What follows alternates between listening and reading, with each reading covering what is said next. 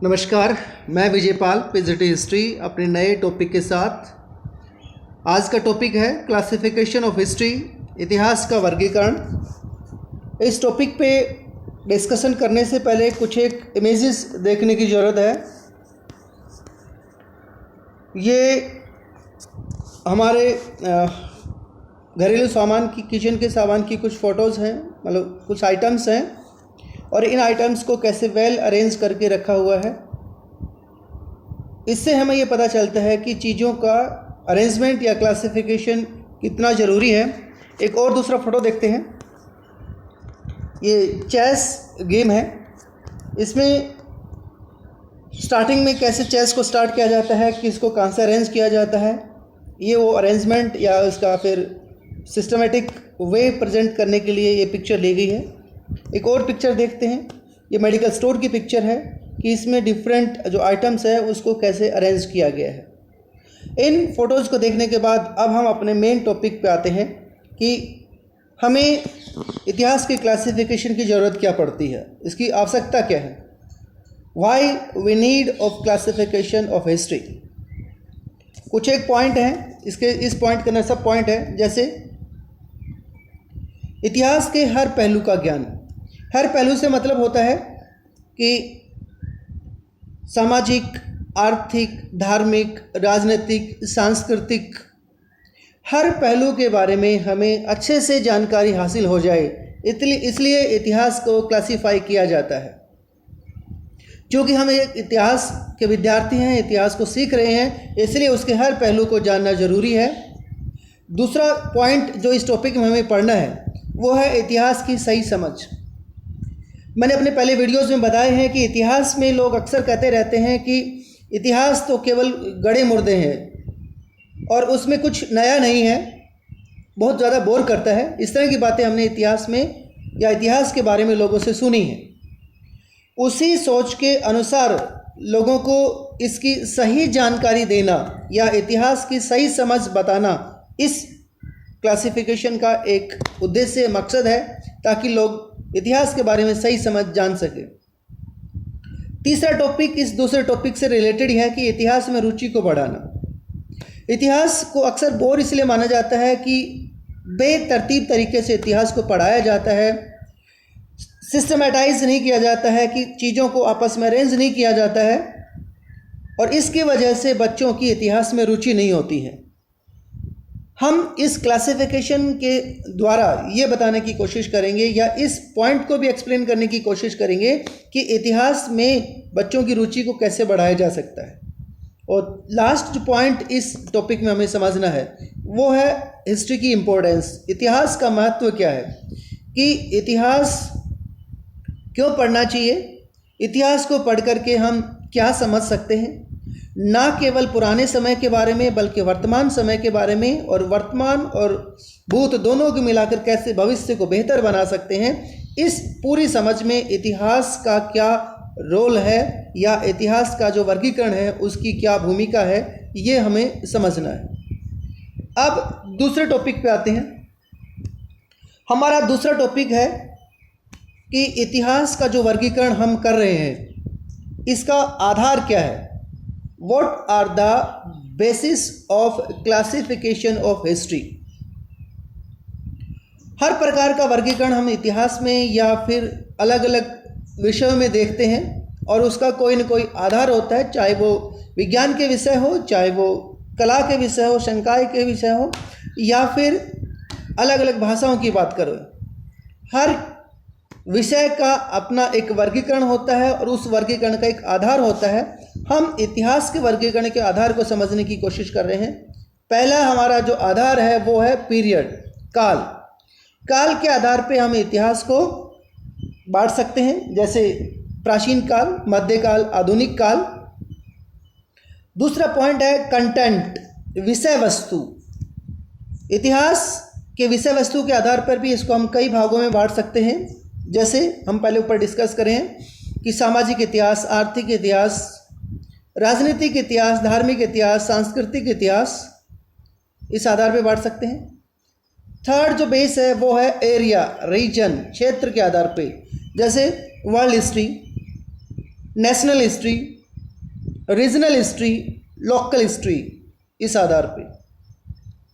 Next है written evidences, लिखित स्रोतों के आधार पे हम इसका वर्गीकरण कर सकते हैं। जैसे जब हमारे पास रिटन एविडेंसेस नहीं है तो उसको हम प्री हिस्ट्री यानी कि आधे इतिहास कह सकते हैं। इसी तरह कुछ एविडेंसेस हमारे पास रिटर्न में आए थे लेकिन बाद में उनको अच्छे से पढ़ा नहीं गया, इसलिए उसको प्रोटो हिस्ट्री, और जब हमारे पास रिटर्न एविडेंसेस मिलने लगे हैं तो उसको हम इतिहास के नाम से जानते हैं। नेक्स्ट जो बेस है वो हमारा है विचारधाराओं के आधार पे, आइडियोलॉजी के आधार पे हम किस सोच के साथ इतिहास को लिखना चाह रहे हैं। जैसे भारत में जब शुरुआती तौर पे जो आधुनिक इतिहास का लेखन शुरू किया गया तो उसमें ब्रिटिश रूल यहाँ पे था और उपनिवेशवादी विचारधारा का जोर था, तो शुरुआती जो इतिहास लिखा गया उस पर इम्पीरियलिज्म यानी कि उपनिवेशवादी विचारधारा या साम्राज्यवादी विचारधारा का जोर था। बाद में उसकी प्रतिक्रिया के तौर पे राष्ट्रीय इतिहास लिखन गया गया, नेशनल इतिहास लिखा गया, उसके बाद फिर अलग अलग विचारधाराओं के इतिहास लिखे गए, उसके बारे में हम आगे बढ़ेंगे। अगला जो आधार है वो है देशों के आधार पे। हर देश का अपने एक इतिहास है, जैसे history of India, history of Britain, ऐसे अलग अलग देशों का आधार है या अलग अलग देशों के इतिहास है। इसी तरह महाद्वीपों का इतिहास, एशिया का इतिहास, यूरोप का इतिहास, इस आधार पे। अगला है साम्राज्यों के आधार पे। भारत में और विश्व के अनेक देशों में बहुत से साम्राज्य हुए हैं। जैसे भारत में अगर प्राचीन काल की बात करें तो मौर्य साम्राज्य, गुप्त साम्राज्य, मध्यकाल की बात करें तो मुगल साम्राज्य, और इसी तरह ब्रिटिश एम्पायर, ब्रिटिश साम्राज्य। निष्पक्षता, ये हालांकि रिसर्च का टॉपिक है लेकिन इसको आधार पे यहाँ पर भी आधार बनाया गया है कि कुछ टॉपिक हैं जो हम ऑब्जेक्टिविटी के आधार पे बिल्कुल निष्पक्ष होकर के ना हम सही क्या है गलत क्या है ये जानने की कोशिश करते हैं, या फिर कई बार हम अपने देश काल परिस्थितियों से प्रभावित होकर भी इतिहास लिखते हैं। वो इस आधार पे हम भी अलग अलग भाग बना सकते हैं। और व्यक्तित्व के आधार पे, पर्सनालिटी के आधार पे दुनिया में जो महान जो अचीवर्स हुए हैं उन सब का भी अपने एक इतिहास है। जैसे history of Mahatma Gandhi, history of Hitler, positive negative हर प्रकार के लोगों का अपने एक इतिहास है। तो ये इतिहास के वर्गीकरण का आधार है। अब थर्ड जो हमारा टॉपिक है, जो मेन टॉपिक है, उसके बारे में हम बात करते हैं। पहला जो पॉइंट है,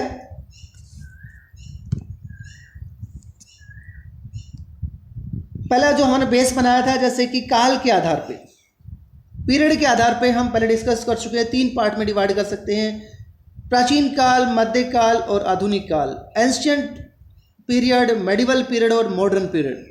हालांकि इनके अलावा एक और फोर्थ भी पीरियड है जिसको हम समसामयिक या कंटेम्प्रेरी हिस्ट्री बोलते हैं, लेकिन बेसिकली इन्हीं 3 पीरियड के इतिहास पे तौर पे पढ़ा जाता है। अगर समय की बात करते हैं तो अलग अलग देशों में मध्यकाल के बारे में अलग विचार हैं, लेकिन प्राचीन काल में जब से मानव की उत्पत्ति होती है और भारत में लगभग 7वीं सदी तक और यूरोप में लगभग 5वीं सदी तक का जो इतिहास है वो प्राचीन काल के पार्ट में आता है। भारत में जो मध्यकाल का जो भाग है 7वीं से 7वीं शताब्दी के बीच में है, यूरोप में ये 5वीं से 15वीं सदी के बीच में है। आधुनिक काल के समय की बात करते हैं तो भारत में 7वीं शताब्दी से लेकर के ना 1950 तक या 20वीं सदी के मध्य तक, और यूरोप की बात करें तो 15वीं शताब्दी से लेकर के ना और सेकेंड वर्ल्ड वॉर के समाप्ति तक। तो ये है काल के आधार पर इतिहास का वर्गीकरण। दूसरा है विषय वस्तु के आधार पे, कंटेंट के आधार पे, जैसे हमने ऊपर पहले बात की है, कंटेंट के आधार पे हम इसको इस प्रकार से डिवाइड कर सकते हैं। सामाजिक इतिहास, सोशल हिस्ट्री, इसमें हम समाज के बारे में, समाज में रहने वाले लोगों के बारे में, समाज का जो स्ट्रक्चर क्या है, ढांचा है, उसके बारे में, यानी समाज बनावट क्या है, समाज किस आधार पे बना है, उसकी संरचना क्या है, और समाज में रहने वाले लोगों का आपस में किस आधार पे उनकी अपनी एक पहचान बनी हुई है, क्या सोशल हायरार्की है। अगर हम भारतीय समाज की बात करते हैं तो इसमें हम देखते हैं कि कास्ट के बेस पे इसका स्ट्रक्चर या ढांचा तैयार किया गया है। दूसरा है राजनीतिक इतिहास। राजनीतिक इतिहास में हम शासन से रिलेटेड यानी शासन व्यवस्था से संबंधित कि कैसे रूल्स बनाए गए हैं, कैसे रूल्स उसको लागू किए गए हैं, रूलर्स के बारे में। और आज की बात करें तो हम लीडर्स के बारे में, युद्धों के बारे में, नियम कानूनों के बारे में, लोगों के अधिकारों के बारे में, और जो विभिन्न साम्राज्य हैं हुए हैं उन सब के बारे में पढ़ते हैं राजनीतिक इतिहास के तौर पे। आर्थिक इतिहास, आर्थिक इतिहास में हम अर्थव्यवस्था यानी इकोनॉमी के जो डिफरेंट सेक्टर्स हैं, एरियाज़ हैं, उनके बारे में पढ़ते हैं। जैसे 3 मेन एरियाज़ हैं, कृषि, उद्योग और व्यापार, या ये कह सकते हैं थर्ड सेक्टर, आयात निर्यात। इसमें हम किसी साम्राज्य की, किसी देश की आर्थिक स्थिति क्या है उसके बारे में पढ़ते हैं, करेंसी के बारे में पढ़ते हैं, टैक्सेस के बारे में पढ़ते हैं, लैंड रेवेन्यू, इन सब चीज़ों के बारे में हम आर्थिक इतिहास में पढ़ते हैं। धार्मिक और सांस्कृतिक इतिहास, इसमें विभिन्न धर्मों की उत्पत्ति कैसे हुई है या किसके द्वारा धर्म चलाए गए हैं, उनकी मुख्य शिक्षाएं क्या हैं, उनके पूजा पाठ करने के तरीके क्या हैं, किस बारे में वो बिलीव करते हैं, उनकी आस्थाएं क्या है, देवी देवताओं के बारे में, उनके धार्मिक स्थलों के बारे में, विभिन्न कलाओं के बारे में जैसे चित्रकला, संगीत कला, लेखन कला, भवन निर्माण कला, इसी तरह लिटरेचर, साहित्य और इस तरह की बहुत सी बातें हैं जो एक प्रकार संस्कृति का मतलब होता है एक प्रकार से जीवन जीने का तरीका, और उससे रिलेटेड हर बात है वो इस इतिहास का कंटेंट है या उसका भाग है। नेक्स्ट जो टॉपिक हमारे सामने है वो है क्षेत्र के आधार पे, एरिया के आधार पे इतिहास को हम 3 यहाँ भागों में बांट सकते हैं, विश्व इतिहास, राष्ट्रीय इतिहास और क्षेत्रीय इतिहास। विश्व इतिहास में हालांकि हर देश का अपने एक इतिहास होता है, लेकिन जब हम कंबाइंड पढ़ते हैं तो जो मेन कंट्रीज़ हैं उनके इतिहास को हम पढ़ते हैं, जैसे history of China and Japan, history of India, history of Europe, history of America, USA, like that. Second है राष्ट्रीय इतिहास, इससे नीचे आता है क्षेत्र के आधार पे देशों का इतिहास। हर देश का अपने एक इतिहास होता है, उसके बारे में हम जानते हैं। और तीसरा आता है क्षेत्रीय इतिहास, लोकल इतिहास, वो स्टेट का भी हो सकता है, इवन हर जिले का, हर गांव का, हर शहर का इतिहास होता है। इस सभी को हम क्षेत्रीय इतिहास या लोकल इतिहास के तौर पे जानते हैं। उदाहरण के लिए हरियाणा का इतिहास। नेक्स्ट जो हमारा पार्ट है इसमें वो है लिखित स्रोतों के आधार पे। हम जैसे पहले बात कर चुके हैं कि जब हमारे पास रिटर्न एविडेंसेस नहीं थे, लिखित स्रोतों का समय नहीं था, और पुरानी जो चीज़ें हैं, पुरातात्विक आर्कोलॉजी है, उसके बेस पे जब हम इतिहास को पढ़ते हैं उसको हम प्री हिस्ट्री कहते हैं। ये समय जब तक है जब तक हमारे पास किसी भी प्रकार के लिखित स्रोत नहीं मिलते। दूसरा है प्रोटो हिस्ट्री, यानी कि इसमें दोनों प्रकार की बातें हैं। हमारे पास रिटर्न एविडेंसेस है लेकिन उसको पढ़ा नहीं गया है, और इस पीरियड में अधिकतर है जो इंडस जो वैली सिविलाइजेशन है वो पीरियड इस काल में आता है। हालांकि हम उसके बारे में बहुत कुछ जानते भी हैं, लेकिन रिटर्न एविडेंसेस उसके स्क्रिप्ट है उसको अभी तक पढ़ा नहीं गया है।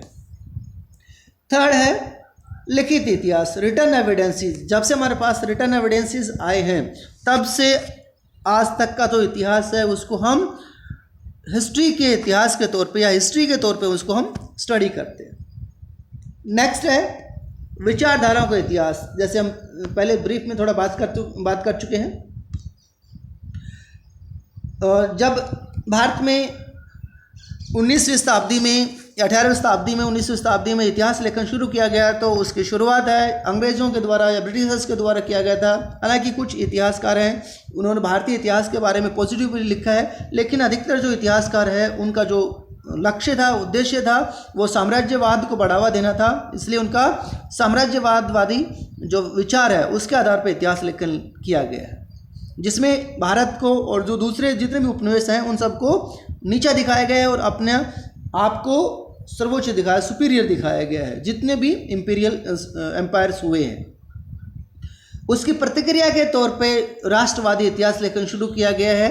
मतलब हर देश का, चाहे दूसरे कितना भी नेगेटिव बताएं, हर देश में पॉजिटिव बातें हैं, तो भारतीयों ने भी हिस्ट्री के बारे में, भारत की जो प्राचीन जो उपलब्धियां हैं उन सब के बारे में लिखना शुरू किया।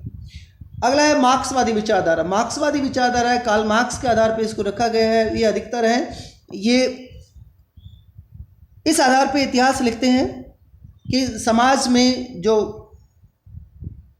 संसाधन है उस पर किसका अधिकार होना चाहिए, इस आधार पे इतिहास का वर्गीकरण है। और शोषण के आधार पे, यानी कि कहते हैं कि समाज में दो ग्रुप होते हैं, एक जो शोषण करता है और दूसरा जो जिनका शोषण होता है। इस तरह के आधार पे इतिहास ये लिखा गया है, या इसको हम आर्थिक जो आधार है उसको बेस बना करके इतिहास लिखा गया है। अगला है स्पार्टन इतिहास। स्पार्टन इतिहास का मतलब ये होता है कि समाज के उन लोगों का, उन वर्गों का इतिहास जिनको समाज में कोई ज़्यादा शुरुआत में कोई महत्व नहीं दिया गया है, या जिनको दबाया कुचला गया है, या जिनका समाज में कोई हैसियत है वो उस सम्मानित स्तर पे नहीं है, उन लोगों को फोकस करके ये इतिहास लिखने की कोशिश की गई है। अगला है देशों के आधार पे इतिहास, जैसे भारत का इतिहास, इंग्लैंड का इतिहास, चीन का इतिहास, यूएसए का इतिहास, इस तरह का है। देशों के आधार पर हम इतिहास लिखते हैं। महाद्वीपों के आधार पर भी इतिहास लिखा गया है, जैसे एशिया का इतिहास, यूरोप का इतिहास, अफ्रीका के इतिहास, अमेरिका का इतिहास, ये अलग अलग बेसिस पे इतिहास लिखा गया है। अब जैसे एम्पायर्स के बेसिस पे, साम्राज्य के बेसिस पे भी लिखा गया है, जैसे मौर्य साम्राज्य, गुप्त साम्राज्य, मुगल साम्राज्य, ब्रिटिश साम्राज्य, इस आधार पे भी इतिहास का लेखन किया जाता है। निष्पक्षता के आधार पे बिल्कुल निष्पक्ष होकर के ना क्या सही है क्या गलत है यह दिखाना है, वस्तुपरक इतिहास बोलते हैं उसको, निष्पक्ष इतिहास कहते हैं। और सब्जेक्टिविटी में व्यक्ति जो इतिहास लिखता है उसका अपने परिस्थितियां हैं उसका प्रभाव आ जाता है और उसमें निष्पक्षता नहीं रह पाती है।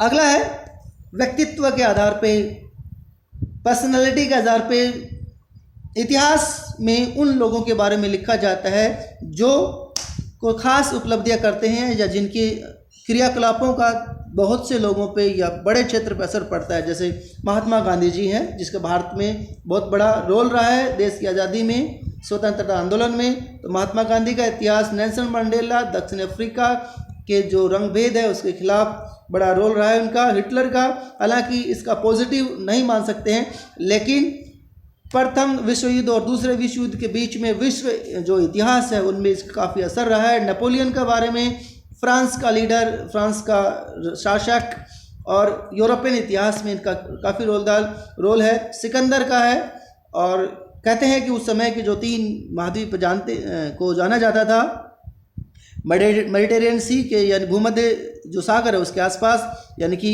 अफ्रीका का पार्ट, यूरोप और एशिया, उन सबको इनके द्वारा जीता गया है। तो इस आधार पे भी हम इतिहास को अलग अलग भागों में बांट सकते हैं। इसमें इतना ही। धन्यवाद।